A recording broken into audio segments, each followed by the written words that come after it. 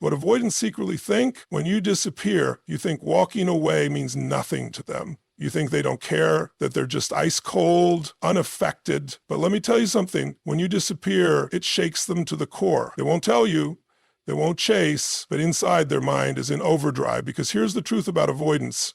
They want connection, they just fear it more than anything.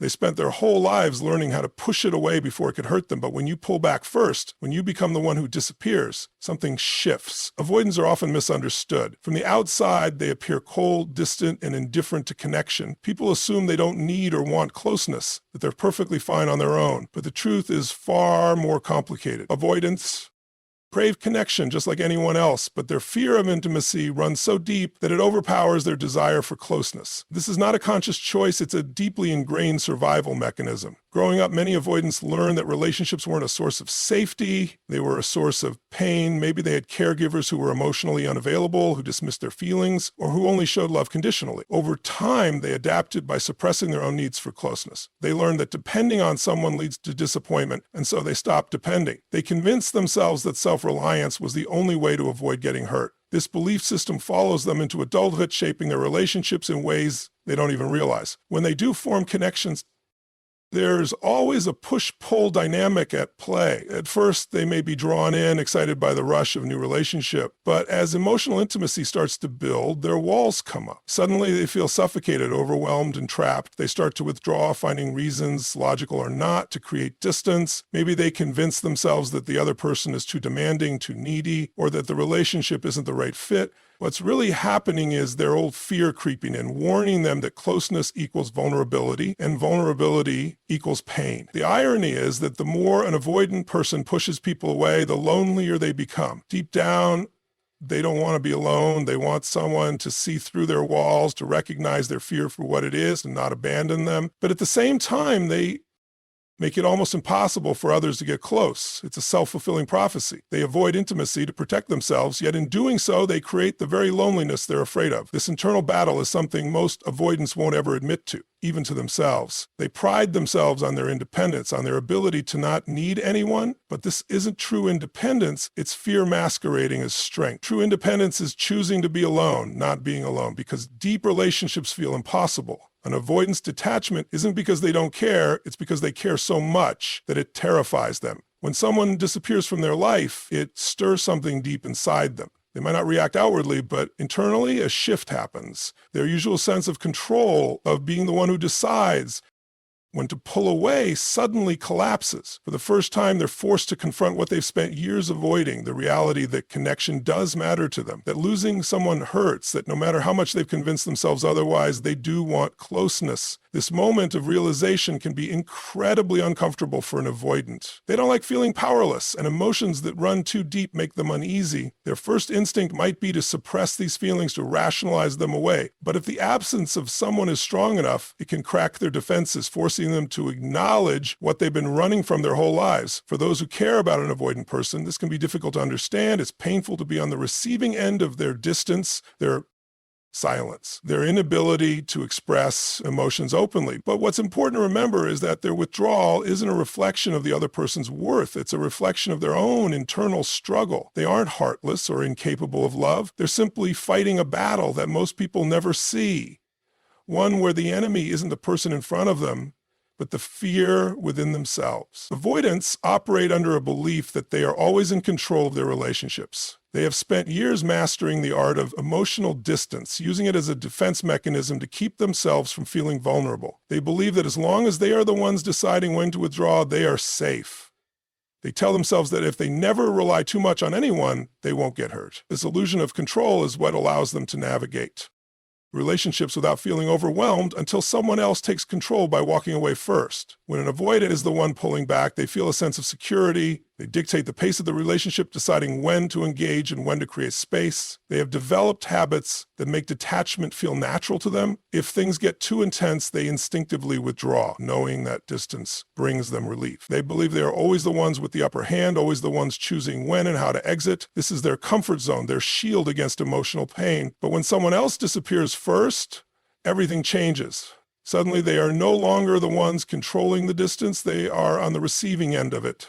This is something they completely disrupts their usual pattern. Instead of being the one who decides when to disengage, they are forced into a position they rarely experience, feeling abandoned. At first, their instinct is to convince themselves that it doesn't matter. They tell themselves that they don't care, that they prefer being alone anyway, that this is exactly why they don't get too close in the first place. They may even feel relief in the beginning, thinking they have avoided the messiness of emotional entanglement. But beneath the surface, a different reaction is taking place, one that they struggle to acknowledge. Their mind starts racing with questions they aren't used to asking. Why did they leave? Did I push them too far? Were they not as interested as I thought? Did they figure out that I was trying to keep my distance? These thoughts challenge their usual belief system, forcing them to confront something they've spent years avoiding, the possibility that they are not immune to loss. The feeling of control they once had begins to unravel. When they are the ones withdrawing, they can always tell themselves that they chose to be alone, but when someone else walks away, they no longer have that narrative to fall back on.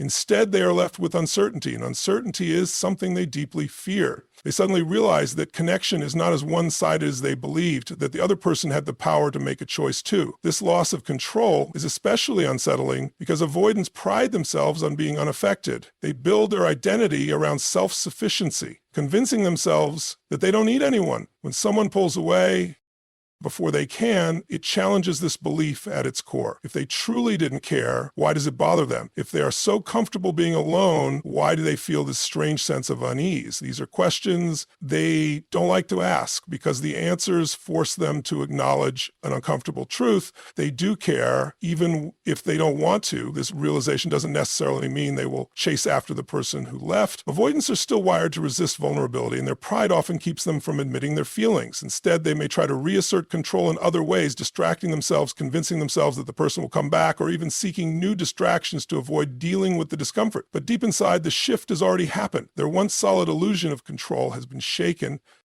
and whether they admit it or not, they are left questioning everything they thought they knew about themselves and their relationships. When an avoidant person experiences someone pulling away from them first, it disrupts the narrative they've carefully constructed about relationships and their role in them. Typically, they see themselves as the ones who create distance, the ones who manage emotional closeness with precision and control. They believe they are the ones making the decisions about when to engage and when to withdraw. But when someone else disappears first, they are suddenly put in an unfamiliar position, one where they are forced to question their own behaviors and beliefs in a way they rarely do. At first, their response is often denial. They tell themselves that nothing has changed, that they don't really care, that this is just another reason why they don't get too close in the first place. They convince themselves that they saw this coming, that they expected it, and that it doesn't bother them. But beneath this surface-level rationalization, a deeper internal process begins. Their subconscious mind starts piecing together the situation in a way that challenges their usual way of thinking. They begin to wonder whether they misread the situation. Did they push too far? Were they too distant? Did the other person leave because they felt unwanted? These thoughts introduce uncertainty, something avoidants are not comfortable with.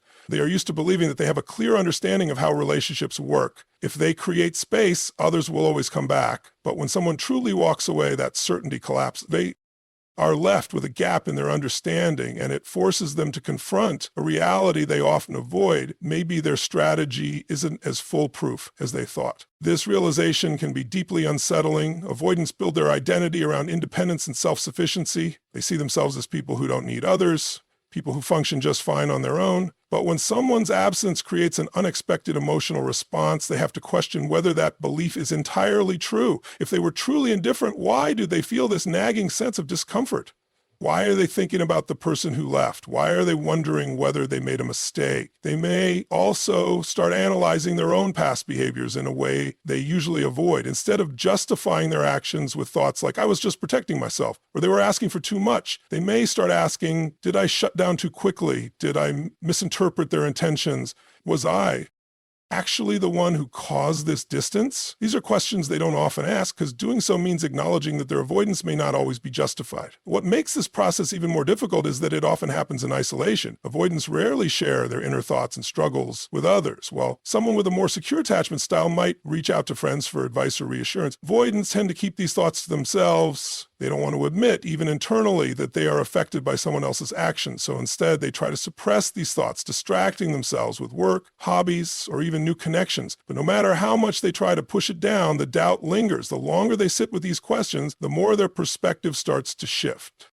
Maybe for the first time they realize that emotional closeness isn't as simple as they've always believed. Maybe they begin to see that their pattern of withdrawal isn't protecting them, it's isolating them. And maybe they start to recognize that the person who disappeared didn't do so because they were too needy or demanding, but because they simply couldn't keep trying to connect with someone who kept shutting them out. This moment of questioning doesn't always lead to immediate change. Avoidants are deeply conditioned to resist vulnerability, and their first instinct is often to retreat even further, to regain a sense of control. But once the doubt has been planted, it's hard to ignore. Whether they admit it or not, they've been forced to confront something they've avoided for a long time. Patterns and the possibility they may need to rethink the way they approach relationships. Avoidants have spent most of their lives believing that distance equals safety. They have conditioned themselves to see closeness as a threat and emotional detachment as a form of protection. They have built an internal narrative that tells them they are better off alone, that relying on others leads to disappointment, and that true independence means never needing anyone too deeply. This belief system has guided them through relationships, allowing them to keep people at arm's length while maintaining a sense of control. But when someone pulls away from them first, something unexpected happens. The space they once craved no longer feels like safety. It feels like emptiness. They have spent so much time creating distance on their own terms that they have never fully confronted what it feels like when that distance is forced upon them. Instead of feeling relieved, as they assume they would, they feel something foreign creeping in, a void. At first, they may try to rationalize it away. They might tell themselves that this is exactly what they wanted, that they needed space, that the other person leaving first has saved them from having to do it themselves. But this reasoning doesn't hold up for long. Something feels off, and for the first time in a long time, they don't quite understand why. The difference is simple but profound. When an avoidant withdraws on their own, they maintain a sense of control. They choose when to step back, and in doing so, they feel like they are protecting themselves from emotional risk. But when someone else disappears first, that control is taken away from them. Instead of choosing solitude, they are faced with absence, an absence they didn't initiate and one they might not have been fully prepared for. This absence creates a sense of loss that they are not accustomed to processing. They don't want to admit it, but the silence left behind feels heavier than they expected. The texts they don't receive, the calls that don't come, the familiarity of the person who was once there, all of it starts to register in ways they didn't anticipate. For once, they are not the ones determining the pace of the relationship. Instead, they are left wondering whether the connection they assumed would always be there is actually gone for good. The discomfort grows as they begin to realize that space is not always the answer. They have always relied on distance to give them relief, to create a buffer between themselves and emotional intensity. But this time, the distance feels different. It doesn't bring the peace they were expecting. It brings uncertainty. Instead of feeling free, they feel untethered. Instead of feeling protected, they feel strangely exposed.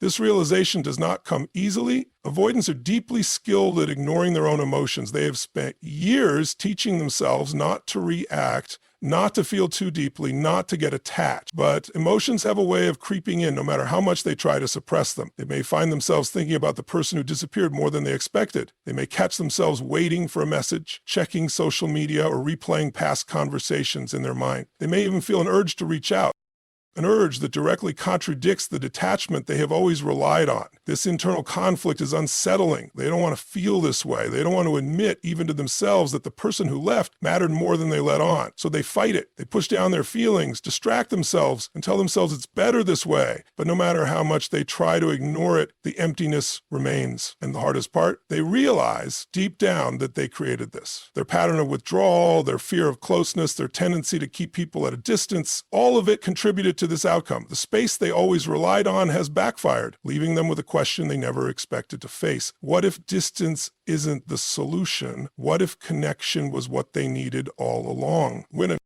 avoidant experiences someone disappearing from their life, it's not just a simple matter of moving on or accepting the situation. The complexity of their emotional world means they are often torn between a strong desire to protect themselves and an equally strong urge to reach out, even if they won't openly admit it. The moment someone pulls away, it stirs up feelings that they typically try to bury deep inside. While they may be the ones who usually create emotional distance, it's a different experience altogether when the roles are reversed. The truth is, they may want to reach out, but their deeply ingrained fears and pride often hold them back. Avoidants have learned, often through painful experiences, that reaching out can be risky. They've spent years building walls to shield themselves from rejection, judgment, or Emotional exposure. The act of expressing vulnerability doesn't come easily to them, and it can feel like a major loss of control. It's one thing for them to withdraw when they feel overwhelmed, but it's another entirely to chase after someone, especially when it means risking that same rejection they fear so much.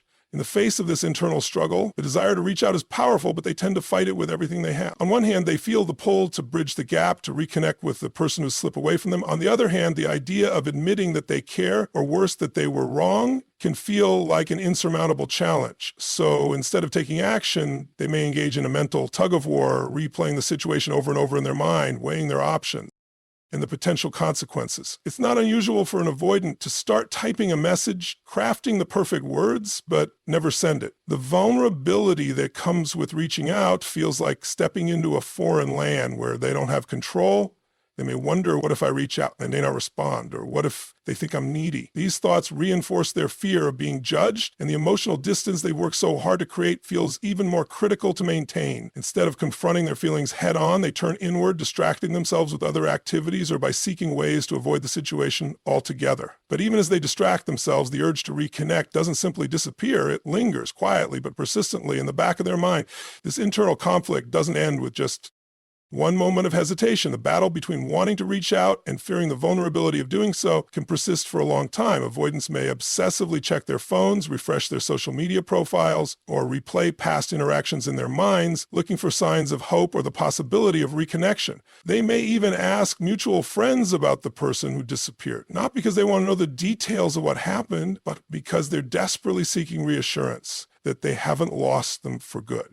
But they won't admit this. They may try to justify their inaction by telling themselves they're simply respecting the other person's space, or that they don't want to seem desperate. The truth, however, is that they are trying to maintain control over their emotions. Reaching out to them represents an emotional risk they're not prepared to take. They would rather keep their distance and remain emotionally safe than put themselves in a position where their feelings are exposed. Even though they might struggle with pride and fear, there's still an underlying part of them that yearns for connection. The disappearance of someone they care about triggers a sense of longing they can't easily shake off, no matter how much they try to suppress it. Eventually, this tension may force them to make a choice, either to continue battling their internal resistance or to take a risk and open themselves up in ways that feel deeply uncomfortable. But until that moment comes, the desire to reach out will remain a quiet undercurrent, reminding them of their emotional needs even as they try to keep them hidden from others and themselves. When someone disappears from an avoidance life, their initial response is often relief, or at least that's what they tell themselves. They have spent years perfecting the art of emotional detachment, convincing themselves that they are self-sufficient and don't need deep connections to feel fulfilled. On the surface, they believe they've avoided the very thing they fear most, the intensity of closeness. But as time passes, another feeling begins to emerge, one they aren't prepared for: regret. Avoidants don't like to think of themselves as people who make mistakes in relationships. They pride themselves on their independence, their ability to walk away without looking back, their skill in keeping emotions at bay. But when someone disappears completely, it disrupts this sense of control. The space they thought they wanted begins to feel uncomfortable, and they start questioning whether they miscalculated the situation. They begin to wonder if they pushed too hard, if they withdrew too soon, or if they misread the other person's intentions.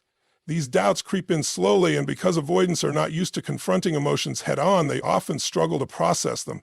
This feeling of regret isn't immediate. At first, they might rationalize the situation, telling themselves that the other person was too needy, that the relationship wasn't the right fit, or that the emotional intensity was too overwhelming. But after enough time passes, they begin to see things differently. They replay moments in their mind, examining their own actions in ways they usually avoid. They remember times when they were dismissive, when they shut down conversations, when they avoided being vulnerable because it felt too risky. And for the first time, they start to wonder, what if I was wrong? This realization is deeply uncomfortable for an avoidant. Their entire defense mechanism is built around the idea that they don't need others, that emotional self-reliance is the only way to stay safe.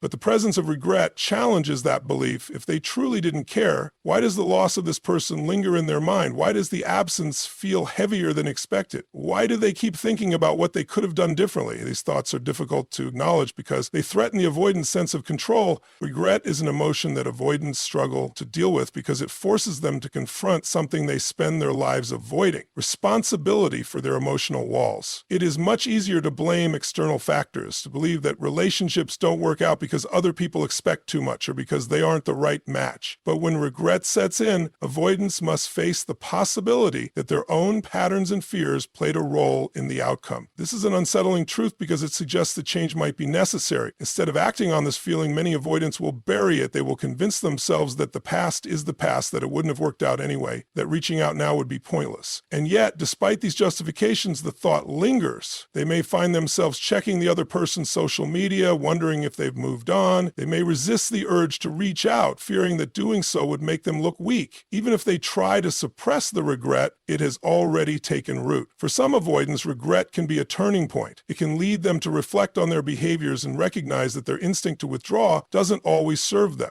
It can make them realize that their emotional barriers, rather than protecting them, might actually be keeping them from the connection they secretly crave. But for others, regret becomes just another emotion they push aside, another sign that vulnerability is too dangerous to entertain. They may continue their pattern, repeating the same cycle in future relationships, convincing themselves that distance is always the safer choice, even as the weight of what they've lost stays with them just beneath the surface. When an avoidant person realizes that someone who once pursued them has truly disappeared, they may assume that the cycle will repeat itself, that the person will eventually return, that the door is always open. They have spent so much time pulling away and watching others chase after them that they begin to believe this dynamic is a constant. They convince themselves that even if they don't reach out, the other person will eventually come back, drawn in once again by the same push and pull pattern. At first, they may not even take the disappearance seriously. They think they just need time. They'll reach out eventually. They assume that no matter how much distance has grown, there is still an invisible tether connecting them to the other person. Avoidants are used to others making the effort, bridging the gap, and proving their willingness to fight for the connection. So, when someone actually walks away without looking back, it's difficult for them to accept. They believe it's temporary. They expect the message, the call, the subtle reappearance, but as time goes on and nothing happens, doubt starts creeping in. The silence lingers longer than expected. Days turn into weeks, then into months, and still there is no sign of the person they had assumed would return. It is in this space of unexpected stillness that the avoidant begins to feel something unfamiliar, an awareness that this time might be different. The weight of this realization doesn't hit them all at once. Instead, it builds slowly. They might catch themselves waiting for a notification that never comes, checking their phone more often than they'd like to admit. They might see something that reminds them of the person and feel a sudden, unshakable sense of loss. They may start to question whether they misunderstood the depth of the other person's feelings, or worse, whether they underestimated their own. What makes this moment so significant is that it forces the avoidant to confront something they've been running from, the fact that not everyone will wait forever. They begin to realize that love, attention, and emotional connection are not unlimited resources. The people who once cared deeply for them, who tried to break through their walls, who patiently held space for them, those people can reach a breaking point. They can get tired. They can choose themselves instead of waiting for someone who keeps them at a distance. This understanding can be deeply unsettling. It shakes the avoidant's sense of control, making them see that the dynamic they relied on is not as predictable as they thought. Some avoidants may choose to dismiss it, chalking it up to a lesson learned. But for others, it can be a pivotal moment of self-reflection. It forces them to ask, was my need for distance worth losing this connection? Did I push too far? And if I did, what does that say about what I truly want? For some, this moment passes and they retreat further into their avoidance, convincing themselves that relationships aren't worth the effort. But for others, it sparks something new, an awareness that they can't keep repeating the same pattern and expecting different results. In conclusion, the journey of an avoidant person is often a delicate balance between seeking independence and grappling with the deeper, unacknowledged need for connection. When someone disappears from their life, it forces them to confront their own patterns of emotional withdrawal and the profound impact that distance has on their relationships. Over time, regret, self-reflection, and an unsettling sense of loss may challenge their long-held beliefs about control, leaving them to question whether emotional distance is truly the answer or if vulnerability is the key to deeper connection. It's a powerful reminder that relationships require effort, vulnerability, and the courage to face uncertainty head-on. Thank you for joining me on this exploration of what avoidance secretly think when you disappear. May it help shed light on the complexities of human connection and the importance of emotional openness in all our relationships.